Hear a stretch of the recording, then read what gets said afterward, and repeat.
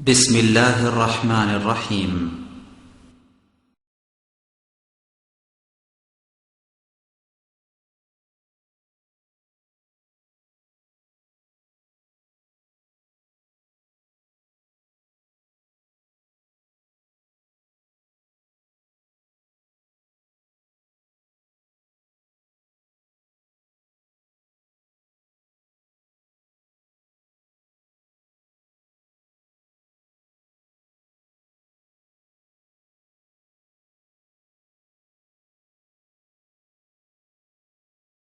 الحمد لله نحمده ونستعينه ونستغفره ونؤمن به ونتوكل عليه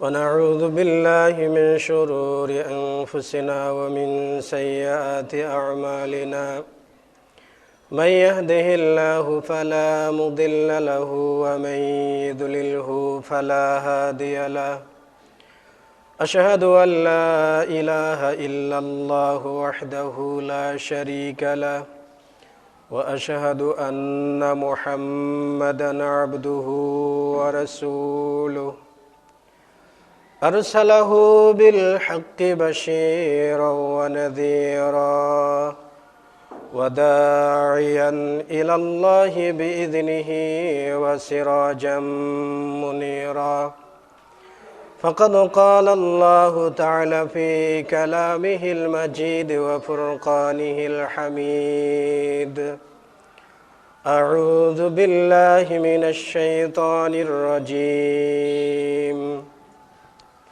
يا أيها الذين آمنوا أطيعوا الله وأطيعوا الرسول وأولي الأمر منكم إلى آخر الآيات. عن ابن عباس رضي الله تعالى عنه قال قال النبي صلى الله عليه وسلم أبغض الناس إلى الله ثلاث ملحد في الحرام ومبتغ في الإسلام سنة الجاهلية ومطلب دام امرئ مسلم بغير حق ليهرق دامه رواه البخاري. যাবতীয় প্রশংসা, যাবতীয় তারিফ, যাবতীয় গুণগান আল্লাহ রাব্বুল আলামিনের জন্য, যিনি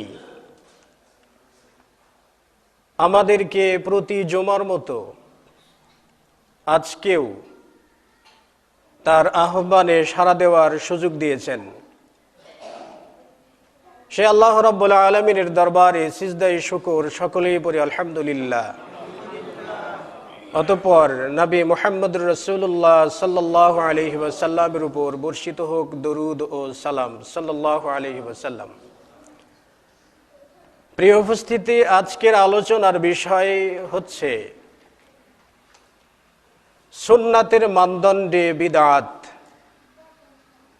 প্রেক্ষিত ঈদ মিলাদুন নবী সাল্লাল্লাহু আলাইহি ওয়াসাল্লাম।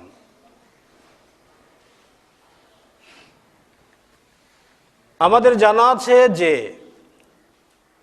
আল্লাহ তাআলার একত্ববাদকে স্বীকার করা, যেভাবে বিশ্বাস করা উচিত সেভাবেই বিশ্বাস করার নামই তাওহীদ। আর তাওহীদের বিপরীত যেটা, সেটি শিরক।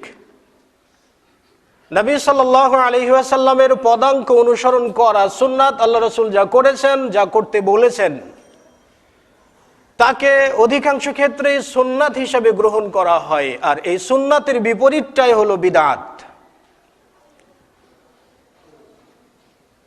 বিদআত শব্দটি আল বাদউ শব্দ থেকে উৎকলিত, যার মূল বর্ণ বাদাল আইন আল বাদউ। বাদউ শব্দের অর্থ নতুন কিছু আবিষ্কার করা বা নতুন কিছু চালু করা বা নতুন কোনো মতবাদ চালু করে দেওয়া। মিসবাহুল মুনির গ্রন্থের 30 নম্বর পৃষ্ঠাতে আল বাদউ বা আল বিদউ শব্দের অর্থ করা আছে নতুন কিছু তৈরি করা। যেমন আবদা আল্লাহু সুবহানাহু ওয়া তাআলা আল খালকা, আল্লাহ রাব্বুল আলামিন তার সৃষ্টিকে নতুন করে সূচনা করলেন, তার মানে তার সৃষ্টিকুলকে তিনি সৃষ্টি করলেন। এই হিসাবে বিদআত একজনই করতে পারেন, তিনি হচ্ছেন আল্লাহ রাব্বুল আলামিন। বিদআত শব্দের আরেকটি অর্থ হয় অনস্তিত্ব থেকে অস্তিত্ব প্রদান করা। যেহেতু আল্লাহ রাব্বুল আলামিন আদম আলাইহিস সালাতু ওয়াস সালামকে সৃষ্টি করেছেন, কিন্তু আদমের কোনো অস্তিত্ব ছিল না ইতিপূর্বে, অনস্তিত্ব থেকে অস্তিত্ব প্রদান করেছেন। এই হিসাবে বলা হয় আল্লাহ রাব্বুল আলামিন নিজেই বলেছেন বাদিউস সামাওয়াতি ওয়াল আরদি, তিনি আসমান এবং জমিনের সূচনাকারী। ইদা কাদা আমরান ফাইন্নামা ইয়াকুলু লাহু কুন ফায়াকুন, যখন তিনি কোনো কাজ করতে যান তখন শুধু বলেন কুন, আর সাথে সাথেই তা হয়ে যায়। তাহলে বিদআতি হতে পারে একমাত্র মহান আল্লাহ রাব্বুল আলামিন। আল্লাহ ব্যতীত পৃথিবীর আর কোনো ব্যক্তি, পৃথিবীর আর কোনো পীর বা পৃথিবীর অন্য কোনো আলেম বিদআত করতে পারেন না। এমনকি নবী সাল্লাল্লাহু আলাইহি ওয়াসাল্লাম তিনি নিজেই বলেছেন যে আমি নিজেও বিদআত করি না।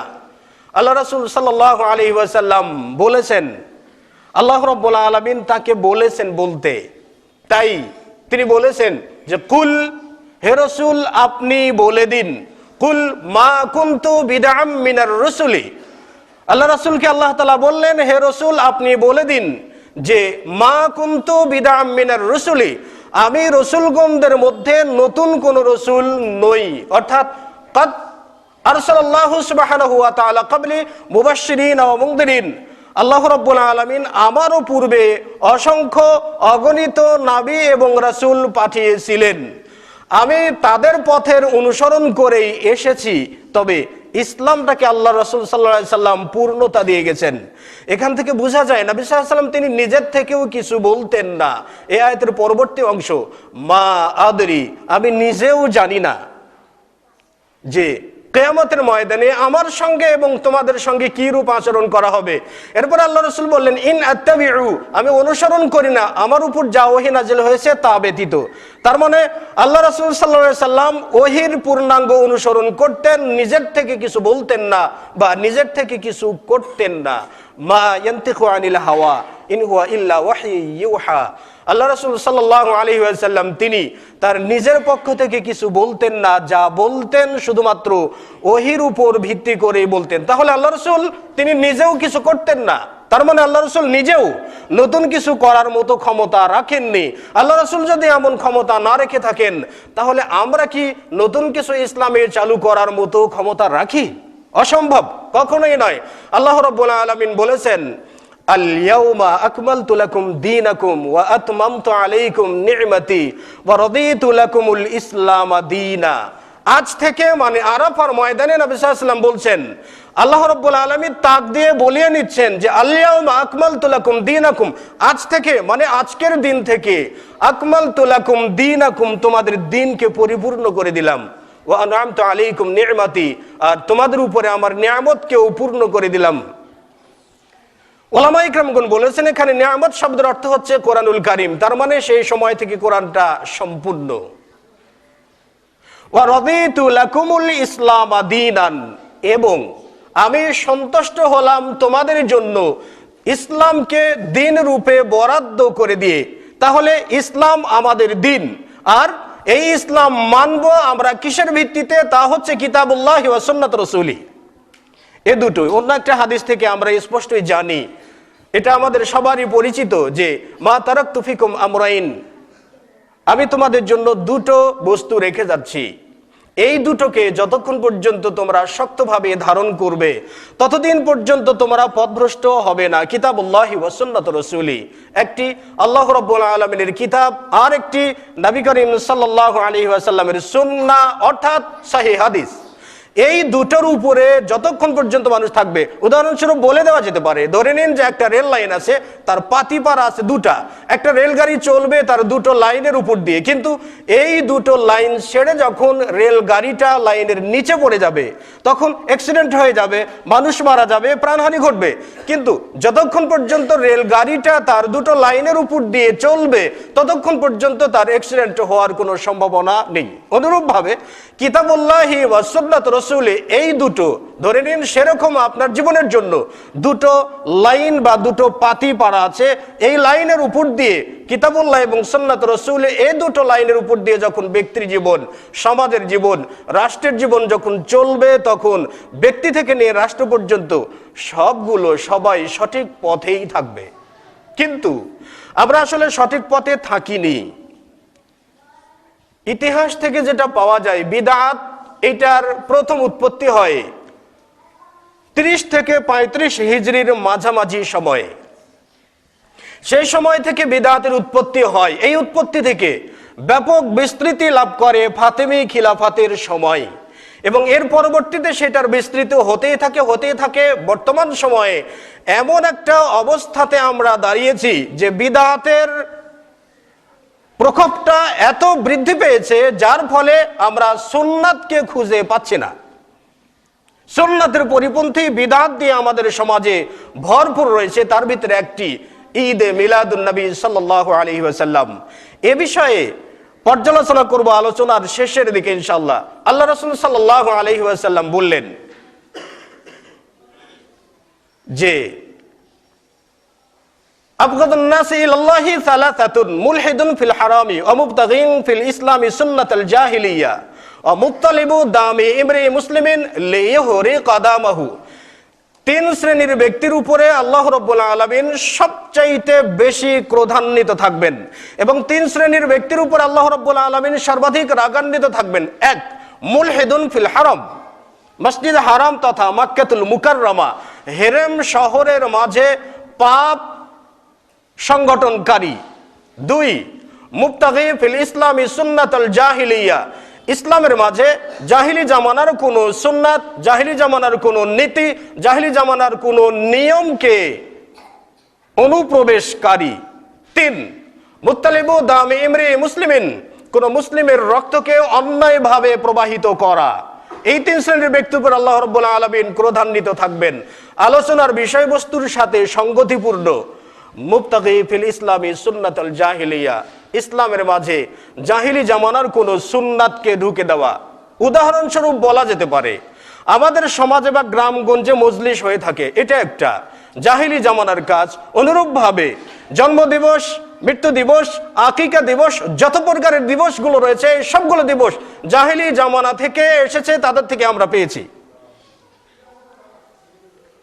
আল্লাহ রাসূল সাল্লাল্লাহু আলাইহি ওয়াসাল্লামকে বলা হলো, নবী সাল্লাল্লাহু আলাইহি ওয়াসাল্লাম বললেন যে কুল্লু উম্মতি ইয়াদখুলুনাল জান্নাতা ইল্লা মান আবা, আমার সমস্ত উম্মত জান্নাতে যাবে ইল্লা মান আবা, কিন্তু যে ব্যক্তি আবা সে ব্যতীত। কিলা ইয়া রাসূলুল্লাহ ওয়া মান আবা, আল্লাহ রাসূলকে বলা হলো, ইয়া রাসূলুল্লাহ আবা কে আবা? আল্লাহ রাসূল সাল্লাল্লাহু আলাইহি ওয়াসাল্লাম বললেন, মান আতাআনি দাখালাল জান্নাতা, যে ব্যক্তি আমার অনুসরণ করবে, আমার আনুগত্য করবে, সে ব্যক্তি জান্নাতে যাবে। ওয়া মান আসানি ফাকাদ আবা, আর যে ব্যক্তি আমার নাফরমানি করবে সে আবা। এখানে একটা বিষয়, মূল বিষয়, সেটি হচ্ছে যে আল্লাহ রাসূল সাল্লাল্লাহু আলাইহি ওয়াসাল্লামের আনুগত্য করলে সে জান্নাতে যাবে, আর আল্লাহ রাসূলের নাফরমানি করলে সে আবা হবে। তার মানে আবা হওয়ার জায়গাটাই জাহান্নামে যাওয়ার পথ। আল্লাহ রাব্বুল আলামিন যথার্থই বলেছেন, ইয়া আইয়ুহাল্লাযীনা আমানু, হে ঈমানদারগণ, আতিউল্লাহ ওয়া আতিউর রাসূল, আল্লাহ এবং তার রাসূল সাল্লাল্লাহু আলাইহি ওয়াসাল্লামের আনুগত্য করো। ওয়া উলিল আমরি মিনকুম, এবং তোমাদের মধ্য থেকে যারা উলিল আমর রয়েছে। এখানে একটা বিষয় বলে নেওয়া দরকার, সেটি হচ্ছে উলিল আমর কারা। আমাদের সময়ে অনেকেই বলছেন যে উলিল আমর বলতে ওলামা ইকরামগণ, বা উলিল আমর বলতে নেতা নেত্রীগণ। রাজনীতিবিদরা মনে করেন যে তাদের যারা আদর্শ নেতা রয়েছেন তারাই উলিল আমর। তো এই শব্দটাকে বিভিন্ন ক্ষেত্রে ব্যবহার করে বিভিন্ন অর্থ গ্রহণ করার চেষ্টা করা হচ্ছে। কিন্তু দেখুন শাব্দিক অর্থে কি বলে। উলু শব্দটা জু শব্দের বহুবচন, আর জু শব্দটা অর্থ দেয় আল্লাজির। আল্লাজির শব্দের অর্থ হচ্ছে যে বা যিনি। উলিল আমর বলতে কার্য পরিচালনাকারীগণ, অর্থাৎ যারা কার্য পরিচালনা করেন তাদেরকে উলিল আমর বলা হয়। তো ঈমানদারেরা কি কার্য পরিচালনা করেন? কোরআন সুন্নাহ অনুযায়ী যে সকল ব্যক্তিবর্গরা তাদের নিজেদের কার্যকলাপকে পরিচালিত করছেন ওই ব্যক্তিকে উলিল আমর বলা হয়। এই দৃষ্টিকোণ থেকে বলা যায় যে সকল ওলামাদের আমল নামা ভালো নয় তারা উলিল আমর নয়। রাজনীতিবিদরা উলিল আমর নয়। উলিল আমর হওয়ার জন্য কতগুলো শর্ত রয়েছে, তার ভিতরে একটি ফাইন তানাজাতুম ফি শাইইন ফারুদ্দুহু ইলাল্লাহি ওয়া রাসূলি।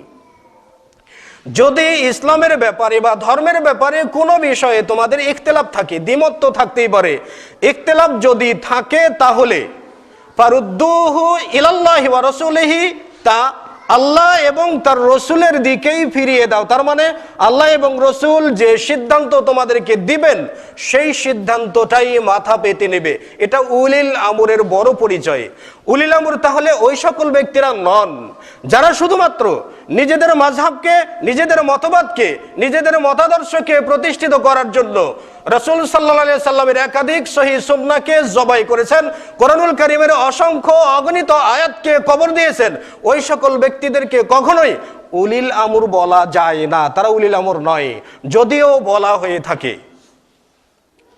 তো ফাইন তানাজাতুম ফি শাইইন ফারুদ্দুহু ইলাল্লাহি ওয়ার রাসূল, যদি তোমাদের মাঝে কোনো বিষয়ে ইখতিলাফ দেখা দেয় তাহলে সেটাকে ফিরিয়ে দিতে হবে আল্লাহ এবং নবী সাল্লাল্লাহু আলাইহি ওয়াসাল্লামের দিকে। তার মানে কিতাবুল্লাহি ওয়া সুন্নাত রাসূল, এই দুটো যে সিদ্ধান্ত দিবে সেই সিদ্ধান্তটাই মাথা পেতে নিতে প্রস্তুত রয়েছে। এখানে আল্লাহ রাসূল সাল্লাল্লাহু আলাইহি ওয়াসাল্লামের নিকটে একবার কতগুলো ফেরেশতা আসলেন। আসার পরে আল্লাহ রাসূল সাল্লাল্লাহু আলাইহি ওয়াসাল্লাম ওয়া নাইমুন, আর নবী সাল্লাল্লাহু আলাইহি ওয়াসাল্লাম ঘুমন্ত অবস্থায় ছিলেন। তো দুজন ফেরেশতা এসেছেন, বুখারী শরীফে হাদিসটি এসেছে। অন্য বর্ণনাতে এসেছে নবী সাল্লাল্লাহু আলাইহি ওয়াসাল্লামের নিকটে এসেছিলেন জিবরাইল এবং মিকাইল, দুজন ফেরেশতা, একজন আল্লাহ রাসূলের মাথার কাছে আর একজন পায়ের কাছে। দুজন একে অপরকে জিজ্ঞাসা করছেন, ক্বালা বা'দুহুম ইন্নাহু নাইমুন ওয়া ক্বালা বা'দুহুম ইন্নাহু নাইমুন ওয়াল কলবু ইয়াকদান। কেউ কেউ বলছেন যে আরে লোকটা তো ঘুমন্ত অবস্থায় রয়েছে, কিন্তু ফেরেশতাদের কেউ কেউ বলছেন না, লোকটা আসলে ঘুমিয়ে আছে কিন্তু তার অন্তরটা জাগ্রত রয়েছে। এরপরে তারা বলছেন, ইন্নালি সাহিবুকুম হাদা মাসালান, নিশ্চয়ই তোমাদের এই সাথীর জন্য একটা দৃষ্টান্ত রয়েছে, সেই দৃষ্টান্তটা উপস্থাপন করো। এরপরে তারা একেবারে বলছেন, দৃষ্টান্তটা কিভাবে উপস্থাপন করতে পারি, তিনি তো ঘুমন্ত রয়েছেন।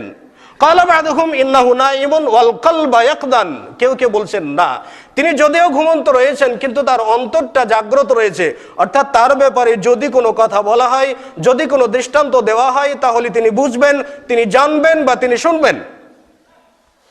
এরপরে ফাকালু, ফেরেশতাগুলো বলছেন যে এনার দৃষ্টান্ত হচ্ছে কামাসালি রজুলিন বানা দারন, ওই ব্যক্তির মতো যিনি একটা ঘর নির্মাণ করলেন, ওয়াজালা ফিহা মাদুবাতান, এবং এই ঘরে বিভিন্ন রকমের খাবারের ব্যবস্থা করলেন, মেজবানির ব্যবস্থা করলেন। ওয়াবাসা দাইয়ান, একজন দাওয়াতদাতাকে তিনি পাঠিয়ে দিলেন, যাও সমাজে দাওয়াত দিয়ে আসবে, যে আমার বাড়িতে আসবে সে খাবে, পেট ভর্তি করে যাবে। এখন বলা হচ্ছে, ফেরেশতারা বলছেন, ফামান আজাবা দাইয়া দাখালাদ দার ওয়া আকালা মিনাল মাদুবা, যে ব্যক্তি তার দাওয়াতদাতার ডাকে সাড়া দিবে সে ব্যক্তি ঘরে প্রবেশ করবে এবং খাবার গ্রহণ করতে পারবে। মাল্লাম ইউজিবিদ দাইয়া, আর যে ব্যক্তি দাওয়াতদাতার ডাকে সাড়া দেবে না সে ব্যক্তি ঘরেও প্রবেশ করবে না, খাবারও গ্রহণ করবে না। এই হাদিসের শেষে বলা হচ্ছে, আব্বিলুহা লাহু ইয়াফকাহা, যে কথাটা বলা হলো এটার ব্যাখ্যা করে দাও যাতে এই ব্যক্তি তা বুঝতে পারে। ব্যাখ্যা করে ফেরেশতাগণ বললেন, ফাদ্দারু আল জান্নাতু, ঘর হচ্ছে জান্নাত, ওয়াদাই মুহাম্মাদুন সাল্লাল্লাহু আলাইহি ওয়াসাল্লাম, আর দাওয়াতদাতা হচ্ছেন নবী মুহাম্মদুর রাসূলুল্লাহ সাল্লাল্লাহু আলাইহি ওয়াসাল্লাম। তাহলে জান্নাতে যাওয়ার দাওয়াত, জান্নাতে যাওয়ার একটা সুখবর নিয়ে নবী সাল্লাল্লাহু আলাইহি ওয়াসাল্লাম পৃথিবীতে এসেছেন। এবং এই হাদিসে এটাও বলা আছে, মান আতা মুহাম্মাদান ফাকাদ আতা আল্লাহ, যে ব্যক্তি মুহাম্মাদের আনুগত্য করবে সে ব্যক্তি আল্লাহ তাআলারই আনুগত্য করলো। ওয়া মান আসা মুহাম্মাদান, আর যে ব্যক্তি মুহাম্মদ সাল্লাল্লাহু আলাইহি ওয়াসাল্লামের নাফরমানি করলো সে ব্যক্তি আল্লাহ রাব্বুল আলামিনেরই নাফরমানি করলো। ওয়া মুহাম্মাদুন ফারকুন বাইনান নাস, এবং মুহাম্মদ সাল্লাল্লাহু আলাইহি ওয়াসাল্লাম তিনি মানুষদের মাঝে পার্থক্যকারী। মূল বিষয়, নবী মুহাম্মদুর রাসূলুল্লাহ সাল্লাল্লাহু আলাইহি ওয়াসাল্লাম তিনি মানুষের মাঝে পার্থক্যকারী, অর্থাৎ তার অনুসারী কারা আর তার অনুসারী কারা এবং কারা তার অনুসরণ করছে না, কারা তার বিরোধী, কারা তার পক্ষে, এইটা নবী সাল্লাল্লাহু আলাইহি ওয়াসাল্লাম তিনি নিজেই পার্থক্যকারী। তাহলে এখানেই দেখুন, আপনি জান্নাতে যাবেন কিনা জাহান্নামে যাবেন, হিদায়াত প্রাপ্ত কি বাতিল পথের অনুসারী, এইটা নির্ণয় হবে নবী সাল্লাল্লাহু আলাইহি সাল্লামের মাধ্যমে, অর্থাৎ আল্লাহ রাসূলের আনুগত্যের মাধ্যমে। হাদিসে কথাও বলা নেই মুহাম্মদ সাল্লাল্লাহু আলাইহি সাল্লাম পার্থক্যকারী বা অন্য কেউ পার্থক্যকারী, এরকম কিছু বলা নেই। সুতরাং কোন ইমাম কি কোন নেতাকে আপনি আদর্শ ব্যক্তি হিসেবে গ্রহণ করবেন আর অন্ধ অনুসরণ করবেন, তারই তিনি যা বলছেন আপনি তাই করবেন, ব্যাপারটা এরকম নয়। আগে যাচাই হবে নবী সাল্লাল্লাহু আলাইহি সাল্লামের কর্ম অনুযায়ী আপনার অনুসরণটা হচ্ছে কিনা, নবী সাল্লাল্লাহু আলাইহি সাল্লামের সহিহ সুন্নাহ অনুপাতে আপনার একান্ত কার্যগুলো সমাদা হচ্ছে কিনা, বিচারটা হবে এখানেই। মুহাম্মাদুন ফারকুন বাইনান নাস, নবী সাল্লাল্লাহু আলাইহি সাল্লাম তিনি মানুষের মাঝে পার্থক্যকারী। অতএব পার্থক্যকারী হিসাবে, মডেল হিসাবে, আদর্শ ব্যক্তি হিসাবে একজনই প্রত্যেকটা মুসলিমের জন্য হতে পারেন, তিনি হচ্ছেন নবী মুহাম্মদ রাসূলুল্লাহ সাল্লাল্লাহু আলাইহি ওয়াসাল্লাম। আপনারা জানেন, সহজ কথায় যদি বলা হয়, পলিটিশিয়ান যারা রয়েছেন তারা প্রত্যেকটা কথায়, প্রত্যেকটা কর্মে, প্রত্যেকটা চলনে তারা রাজনীতি খোদার চেষ্টা করেন। যারা আইনজীবী রয়েছেন তারা তাদের প্রত্যেকটা পদক্ষেপে আইন নিয়ে গবেষণা করেন। যারা সাহিত্যিক রয়েছেন তারা তাদের প্রত্যেকটা পদক্ষেপে সাহিত্য নিয়ে চিন্তা করেন। যারা কবি রয়েছেন তারা তাদের প্রত্যেকটা পদক্ষেপে কবিতা নিয়ে চিন্তা করেন। সুতরাং প্রত্যেকটা মুসলিমের উচিত তার প্রত্যেকটা পদক্ষেপে ইসলামকে নিয়ে চিন্তা করা এবং প্রতিটি পদক্ষেপে নবী সাল্লাল্লাহু আলাইহি ওয়াসাল্লামের আনুগত্যকে চিন্তা করা, আল্লাহ রাসূলের আনুগত্য হচ্ছে কি না। আল্লাহ রাসূল সাল্লাল্লাহু আলাইহি ওয়াসাল্লামের নিকটে তিনজন ব্যক্তি আসছেন। আনাস রাদিয়াল্লাহু তাআলা আনহু থেকে বর্ণিত, তিনি বলেন, জা সালাসাতু ওরাহাতিন ইলা আজওয়াজিন নবী সাল্লাল্লাহু আলাইহি ওয়াসাল্লাম, তিন সদস্য বিশিষ্ট একটা দল নবী সাল্লাল্লাহু আলাইহি ওয়াসাল্লামের স্ত্রীর নিকটে আসলো। হুম ইয়াসআলুনা আন ইবাদাতিন নবী সাল্লাল্লাহু আলাইহি ওয়াসাল্লাম, তারা নবী সাল্লাল্লাহু আলাইহি ওয়াসাল্লামের ইবাদত সম্পর্কে জিজ্ঞাসা করছেন। তো আল্লাহ রাসূলের স্ত্রীর পক্ষ থেকে তাকে ইবাদত সম্পর্কে অবহিত করা হলো যে নবী সাল্লাল্লাহু আলাইহি ওয়াসাল্লাম এরকম রাত্রে ইবাদত করেন কি, রাত্রে ঘুমান, বিস্তারিত বলা হলো। যখন আল্লাহ রাসূলের ইবাদত সম্পর্কে তাদেরকে বলে দেওয়া হলো, কান্নাহুম তাকাল্লুহা, তারা যেন নবী সাল্লাল্লাহু আলাইহি ওয়াসাল্লামের ইবাদতকে অতি সংক্ষেপ মনে করলো, অতি তুচ্ছ মনে করলো।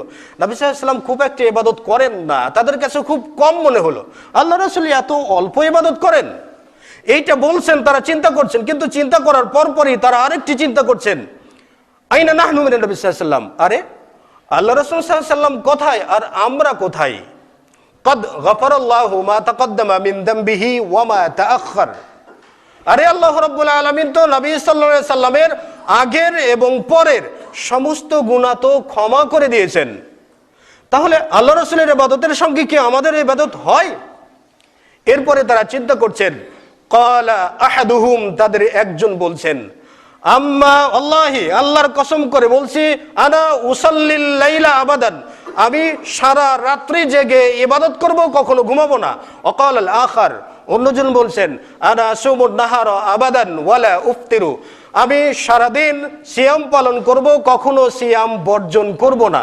ওয়াকাল আল আখার, আরেকজন ব্যক্তি বলছেন, আনা আ'তাজিলুন নিসা ফালা আতাজাওয়াজু আবাদান, আমি সব সময়ের জন্য নারীদের থেকে দূরে থাকব, জীবনে কখনোই বিবাহ করব না।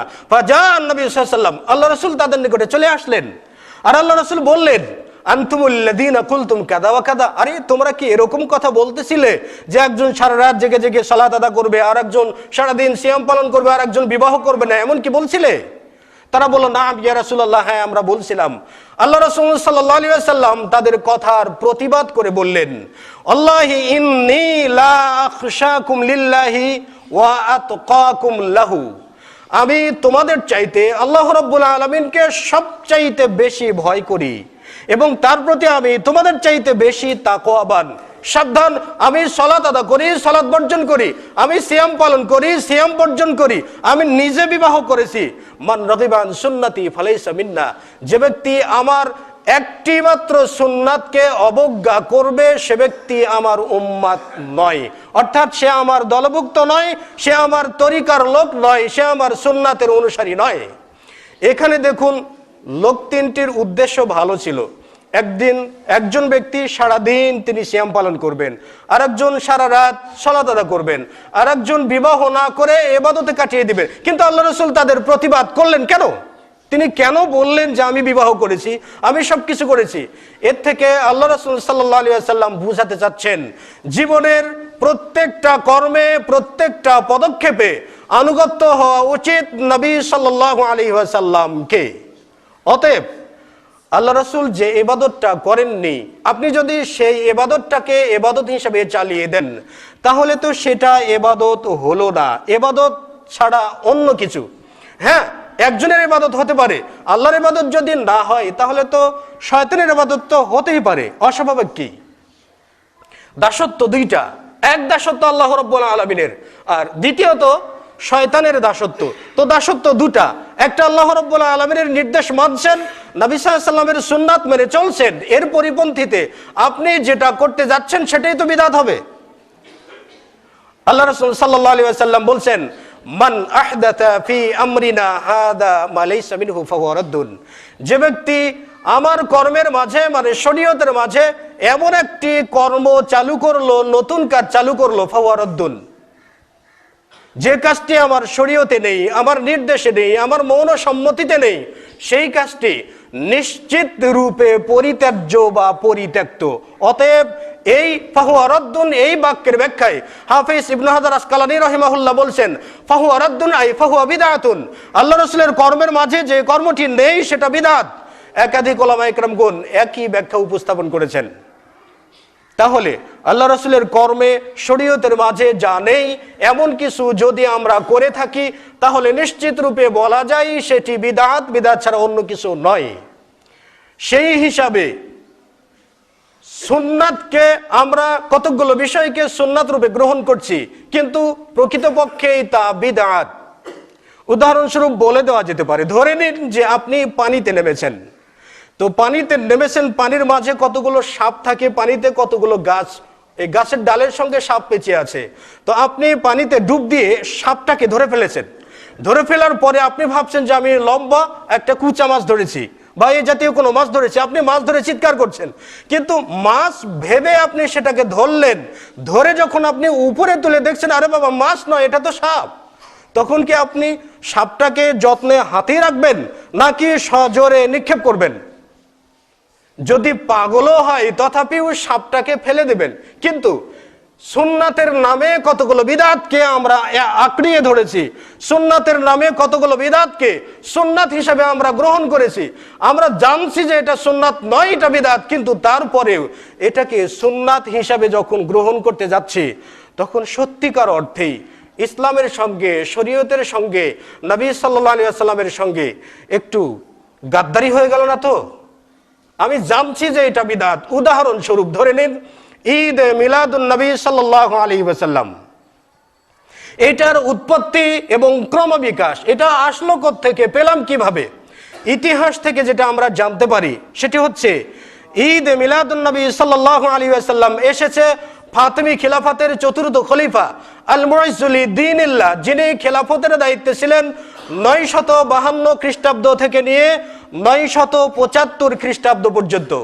তিনি প্রথমে ঈদ মিলাদুন নবী সাল্লাল্লাহু আলাইহি ওয়াসাল্লাম চালু করেছেন।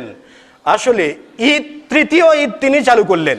অথচ নবী সাল্লাল্লাহু আলাইহি ওয়াসাল্লাম কয়টা ঈদ আমাদের জন্য দিয়ে গেছেন?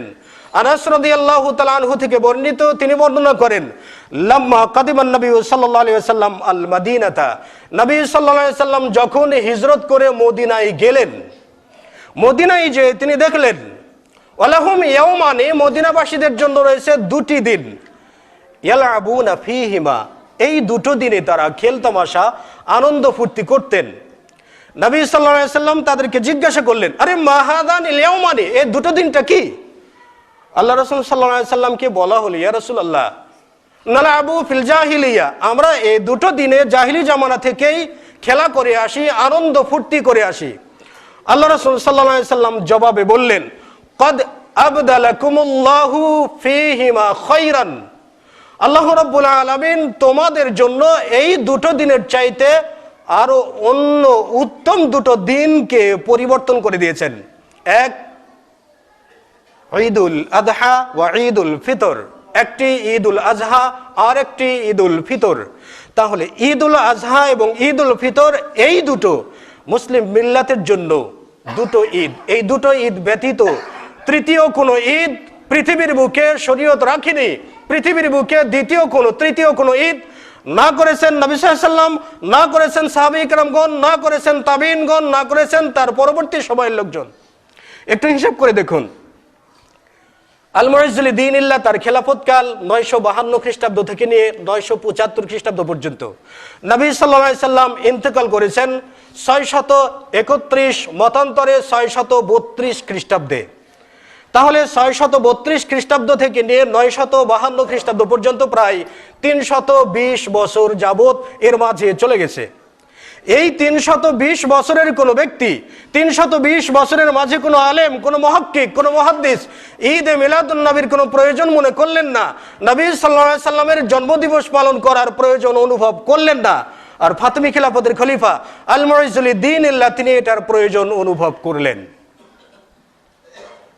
তিনি প্রথমেই চালু করলেন, এরপরে প্রায় 100 বছর যাবত এটা ওই অবস্থায় থেকে যায়। শিয়াদের মাঝে কিছু কিছু ব্যক্তিবর্গ পারিবারিকভাবে ঈদে মিলাদুন নবী সাল্লাল্লাহু আলাইহি ওয়াসাল্লাম পালন করে আসছিলেন। পরবর্তীতে সালাউদ্দিন আইয়ুবী তার আঘাতে যখন ফাতিমি খিলাফতের বিলুপ্ত ঘটে, তখন সালাউদ্দিন আইয়ুবী তাদেরকে খেলাফত থেকে বিতাড়িত করে দিয়ে মসনদে আরোহণ করেন সালাউদ্দিন আইয়ুবী। সালাউদ্দিন আইয়ুবীর একজন ভগ্নিপতি ছিলেন আবু সাঈদ আল কুকবুরি। এই আবু সাঈদ আল কুকবুরি তিনি সর্বশেষ ঈদে মিলাদুন নবীকে রাষ্ট্রীয় পৃষ্ঠপোষকতায় বিভিন্ন জায়গাতে ঈদে মিলাদুন নবী সাল্লাল্লাহু আলাইহি ওয়াসাল্লামকে ছড়িয়ে দেন।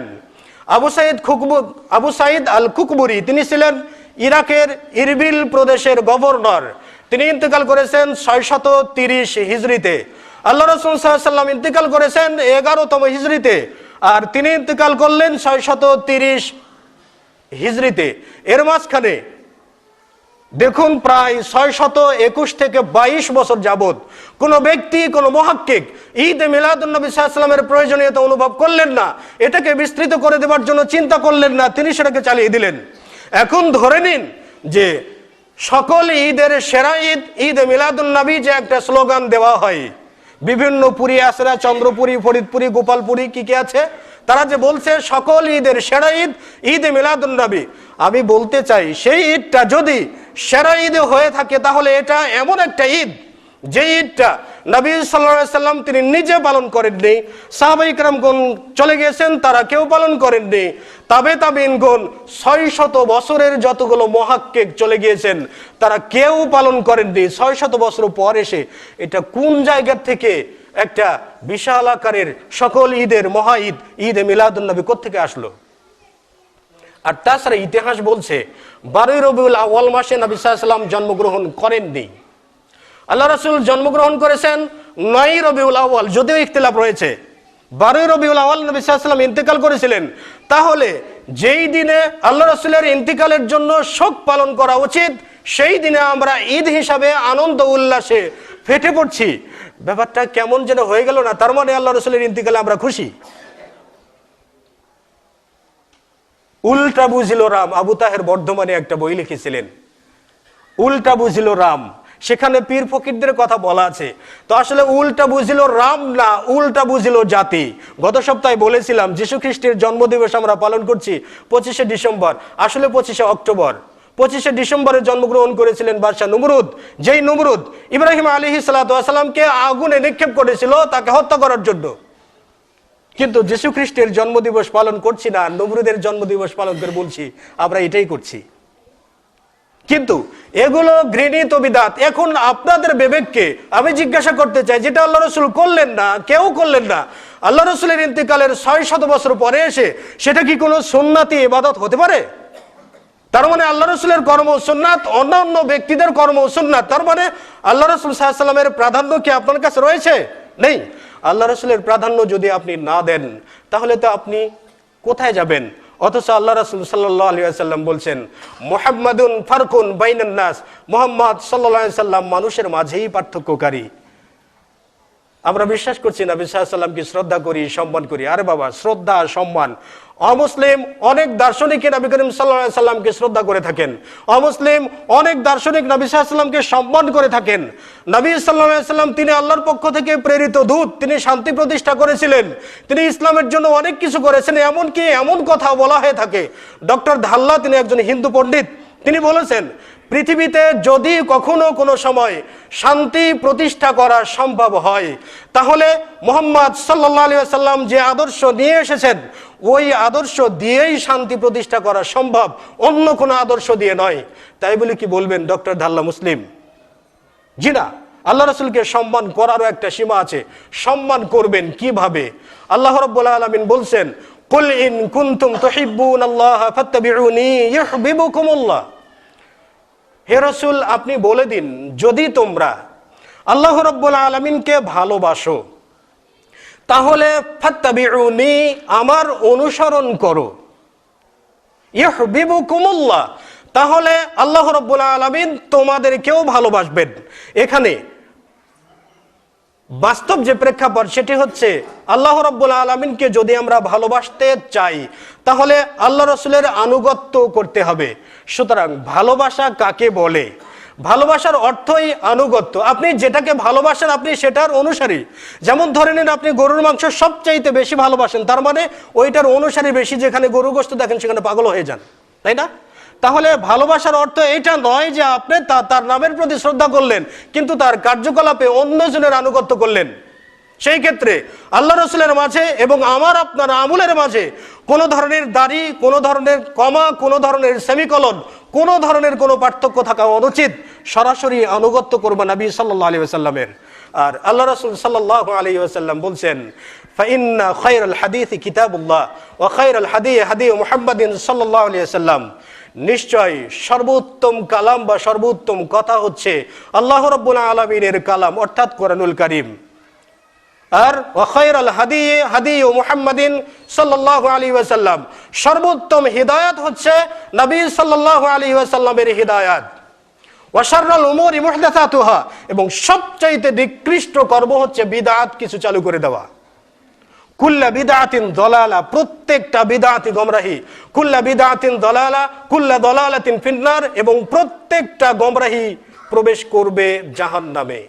অতএব জীবনে শুধুমাত্র একটা বিদআত জেনে শুনে বুঝে একটা বিদআত করে যাওয়াটাই যথেষ্ট। সেই ক্ষেত্রে কিছু ওলামাদের ব্যাপারে বিখ্যাত একজন সাহাবী হুযায়ফা রাদিয়াল্লাহু তাআলা আনহু তিনি বলেছেন যে, ইয়া মাশারাল কুররাই ইস্তাকিমু ফাকাদ সাবাকতুম সাবকাম বাঈদান।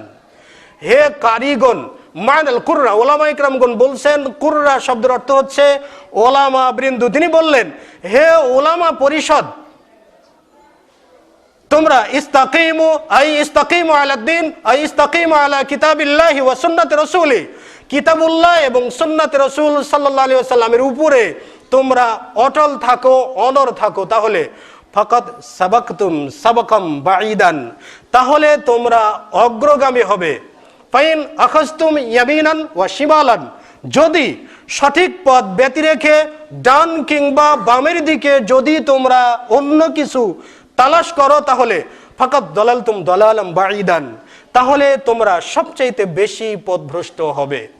দেখুন, হুযায়ফা ডাক দিলেন ওলামা ইকরামদেরকে। আমাদের সমাজে সবচাইতে বিদআতটা বিস্তৃত রেখেছেন ওলামা পরিষদ। হয়তোবা হতে পারি আমিও, থাকতে পারে কতগুলো ব্যক্তি স্বার্থ, থাকতে পারে কতগুলো নেতৃত্বের স্বার্থ, থাকতে পারে নিজ মাযহাবকে রক্ষার স্বার্থ, থাকতে পারে নিজ মতবাদকে রক্ষার স্বার্থে। যেমনটা রাজনৈতিক কতগুলো ফায়দা হাসিল করার জন্য ফাতেমি খিলাফতে অসংখ্য অগণিত বিদআত চালু হয়েছিল, তেমনি ভাবে বর্তমান সময়ে আলেম ওলামারা বিভিন্ন দলে বিভক্ত রয়েছেন। তার দল, তার মাযহাব, তার মতামতকে ঠিক রাখার জন্য কোরআন সুন্নাহকে বলি দিয়ে হলেও নিজস্ব মতাদর্শকে অন্য মতাদর্শের উপরে প্রাধান্য দিতে গিয়ে একটা বিদআতকে চালু করে দিলাম। কিন্তু এই বিদআতের ভয়াবহতা রয়েছে।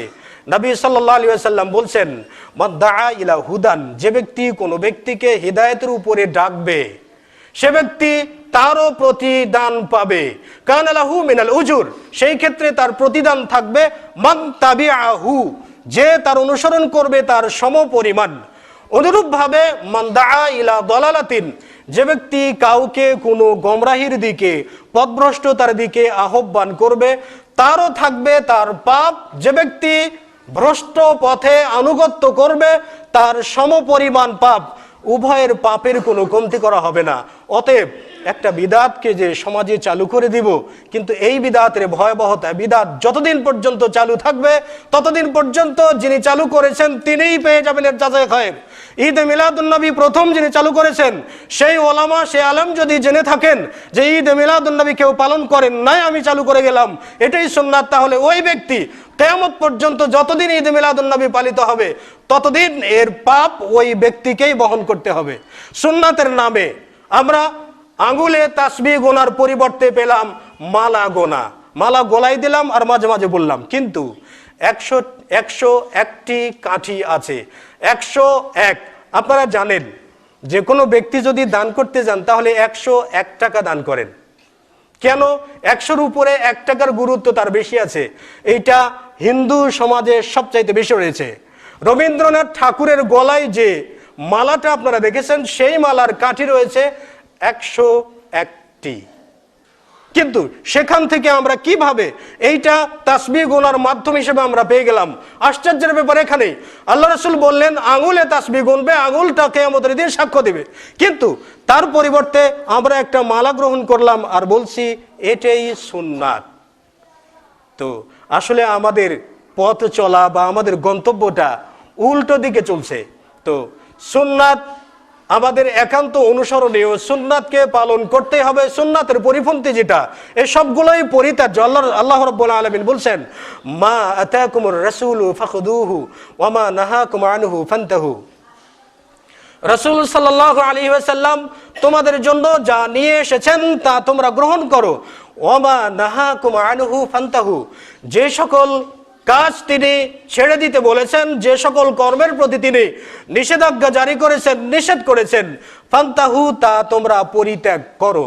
অতএব আল্লাহ রাসূলের কর্মের মাঝে যে কর্মটা নেই, সেই কর্মটা আমাদের নির্দ্বিধায় নিঃসংকোচে ছেড়ে দেওয়া উচিত। এখানে কোনো মাযহাব, কোনো সংকীর্ণতা, কোনো মতবাদকে প্রাধান্য দেওয়ার কোনো যৌক্তিকতা নেই। ইমাম আবু হানিফা রাহিমাহুল্লাহ বলেছেন, ইদা সাহাল হাদিস ফাহুয়া মাযহাবি, যখন কোনো বিশুদ্ধ হাদিস পাওয়া যাবে এটাই আমার মাযহাব। অন্য একটা জায়গাতে ইসলামী শরিয়া ওয়াস সুন্নাহ একটি গ্রন্থ রয়েছে, মুস্তাফা হিসনে আস-সুবাই তার লেখক, সেখানে তিনি বলেছেন যে ইমাম আবু হানিফা রাহিমাহুল্লাহ বলেছেন, যখন কোনো বিশুদ্ধ হাদিস পাওয়া যাবে তখন ওই বিশুদ্ধ হাদিসটাই আমার মাথার মণি। কোন জায়গাতে বলছেন ওই বিশুদ্ধ হাদিসটাই আমার চোখের মণি, ওই বিশুদ্ধ হাদিসটাই আমার আদরণীয়, ওই বিশুদ্ধ হাদিসের প্রেক্ষিতে আমার মতাদর্শকে দেওয়ালে নিক্ষেপ করার যোগ্য, আমার মতাদর্শ তখনই বাতিল বলে করতে হবে। এখন আপনি যদি চিন্তা করেন যে প্রকৃতপক্ষে যদি আপনি হানাফি মাযহাবের বা ইমাম আবু হানিফার অনুসারী হতে যান, তাহলে সহিহ সুন্নাহ ব্যতীত অন্য কিছু কি আপনি তালাশ করতে পারেন? যদি করে নেই তাহলে আমি হানাফিও নই, শাফিও নই, কোনো মাযহাবেরই নই, তাহলে আমি কোন দিকে গেলাম? তো সর্বোপরি যেটা উচিত সেটি হচ্ছে নবী সাল্লাল্লাহু আলাইহি ওয়াসাল্লামের অনুসারী হওয়া। নবী সাল্লাল্লাহু আলাইহি ওয়াসাল্লাম যা বলে গেছেন তার পদাঙ্ক অনুসরণ করা। আল্লাহ রাব্বুল আলামিন আমাদের সকলকেই নবী করিম সাল্লাল্লাহু আলাইহি ওয়াসাল্লামের সুন্নাতকে সমাজে চালু করার জন্য তৌফিক দান করুন। আল্লাহুম্মা আমিন। বারাকাল্লাহ।